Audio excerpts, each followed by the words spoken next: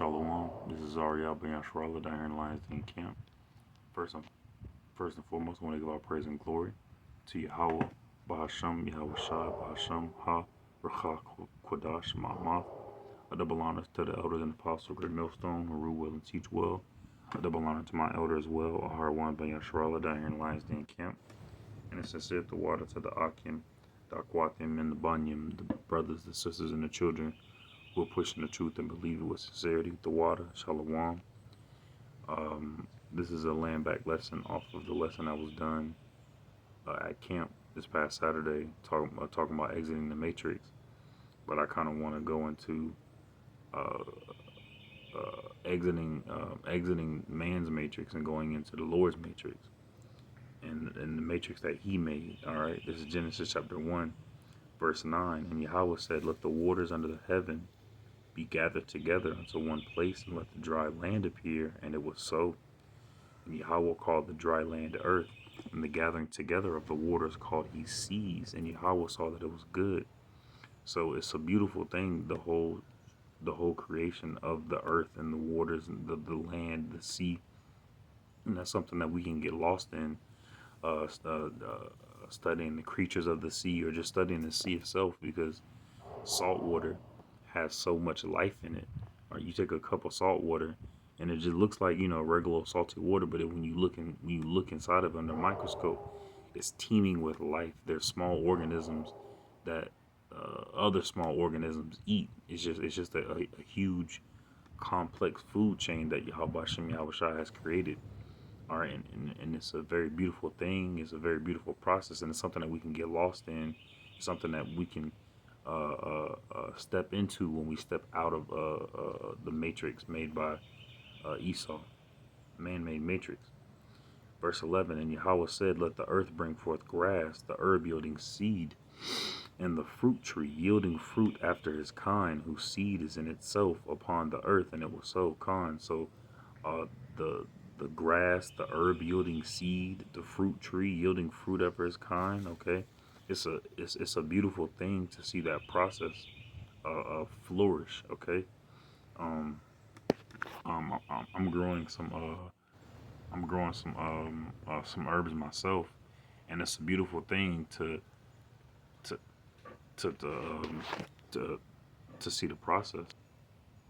So like, I got interrupted. I forgot what I was speaking on, what my train of thought was. But I'm gonna reread this scripture. This is Genesis chapter 1. I'm started at verse 12. And the earth brought forth grass and herb yielding seed after his kind, and the tree yielding fruit whose seed was in itself after his kind. And Yahweh saw that it was good. Kind. Partially remember what I was saying there. I've been growing some herbs for like a month or so, and it's a very beautiful process to put a very tiny seed inside of some soil, water it, and you can see it sprout up like a little baby, and then it grows and it matures and matures and matures. And this is the same way that Yahweh Shem Yahweh Shai sees us, Israel. That noble vine. That right seed, and he sees 2/3. Matter of fact, let me go ahead and get it. This is Jeremiah chapter 2, verse 21. It says, "Yet I have planted thee a noble vine, a holy right seed. How then how then art thou turned into a degenerate?" It's like, how then art thou turned into the degenerate plant of a strange vine unto me?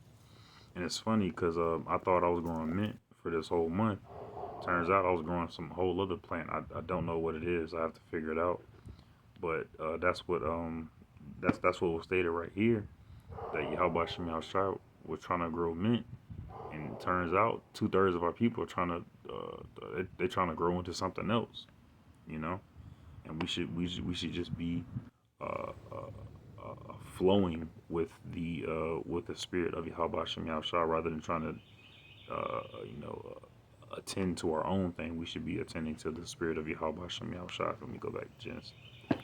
But there's so much that we can there's so much of the Lord's creation, of the Lord's matrix, that we can get lost in, and we can forget about man's matrix. Of course, we have to earn our daily bread, render unto Caesar's what is Caesar's. But at the same time, when we're by ourselves, when we have our solitude, we have our solitude, whether it be in the home or outside of the home, we can always um, indulge in the creation of Yahweh Hashem Yahushua. Is verse 13, and then the evening and morning, and the evening and the morning were the third day. And Yahweh said, let there be lights in the firmament of heaven to divide the day from the night, and let them be for signs and for seasons and for days and years. That's how we have this beautiful thing called time here in this realm. And what 1,000 of our years is a day unto the Lord, and a day unto the Lord is 1,000 of our years. It's a beautiful, beautiful thing to see that. It's a beautiful, beautiful thing to see that. Let them be for lights in the firmament of the heaven to give light upon the earth, and it was so. And Yahweh made two great lights. The greater light ruled the day, and the lesser light to rule the night. He made the stars also. And Yahweh set them in the firmament of heaven to give light upon the earth. That beautiful order that he established with the greater and the lesser lights. That beautiful order that he established. And we can always look up into the sky, look up into the heavens, and see that his ways are greater than our ways. His ways are higher than our ways. All right. Verse 18, to rule over the day and over the night, and to divide the light from the darkness. And Yahweh saw that it was good, and the evening and the morning were the fourth day. And Yahweh said, let the waters bring forth abundantly the moving creature that hath life, and fowl that may fly above the earth in the open firmament. So let the waters bring forth abundantly the moving creature that hath life, all the abundant and moving creatures that are in the waters right now, and fowl that may fly above the earth in the open firmament of heaven. Fowl that we see, the birds that we see flying in the open firmament of heaven is a beautiful, beautiful thing, and it's something that we can indulge in when we're at the when the Akim, when the Akim and I, when we're holding camp and we're at that park.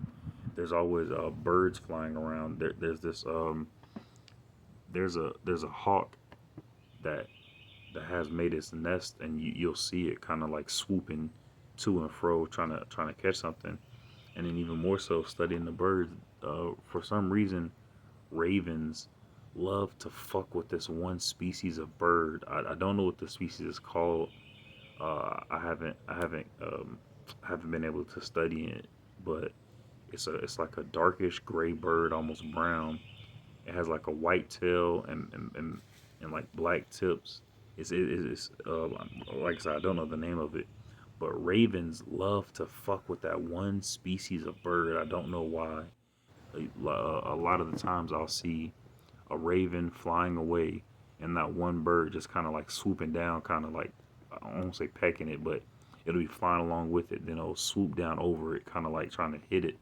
And I see it happen a lot, but it's always the ravens fucking with that one bird. So getting lost in that, getting lost in that can help one to break out of this man-made matrix, to get our minds off of this everyday hustle and bustle.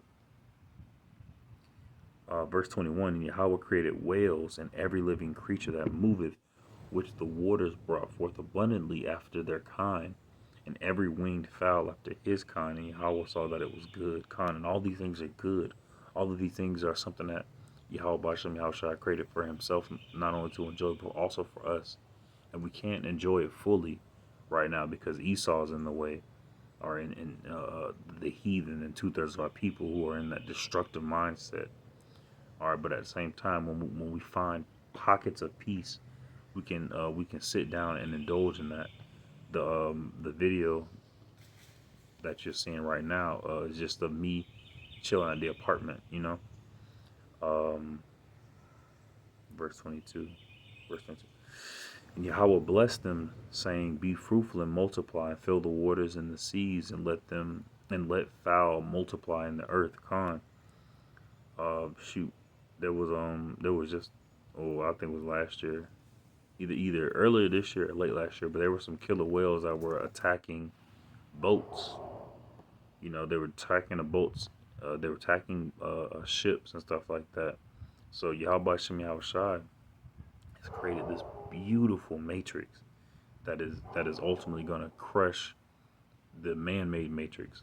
Because I was talking to the bishop some time ago, something that always stuck out to him. He said, "Man, what will happen if humans disappeared on the earth? Like if all the humans just left on the earth?" And I was like, "I don't know what." He's like, "Every man-made structure would just be overtaken by nature. It will be overtaken by plants, by insects, animals, rust, whatever, and ultimately it will be overtaken by the first matrix, by Yahweh's creation. All right, everything would just be overgrown, and it would eventually disappear as if it were never there. All right, that's how this kingdom America is going to be, as if it were never there. And when we have to attune, we have to tune ourselves into the real world. All right, and the real world will be nature, the animals, and even more so, going even further, even that's fake. We have to really, really align ourselves with the spirit of Yahweh Shem Yahweh Shai. All right, matter of fact, let me go ahead and get it. This is Second Kings chapter 6, verse 15.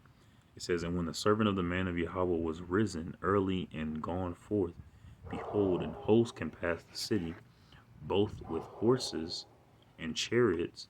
And his servant said unto him, Alas, my master, how shall we do? And he answered, Fear not, for they that be with us are more than they that be with them. And Elisha prayed and said, Jehovah, I pray thee, open his eyes that he may see. And Yahweh opened the eyes of the young man, and he saw, and behold, the mountain was full of horses and chariots of fire round about Elisha Khan."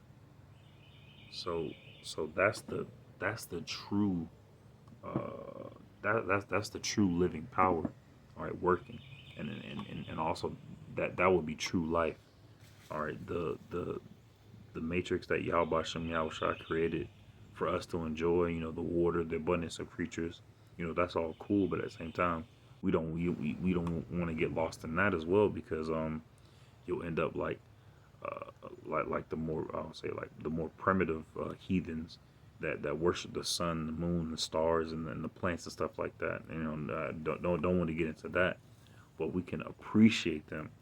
We can indulge in them. Okay, giving all praise, honor, and glory to Yahweh Bashem Yahweh Shai, but knowing that even more so, there's something outside of that that's more powerful, and that we can and we can use nature to connect to Yahweh Bashem Yahweh Shai.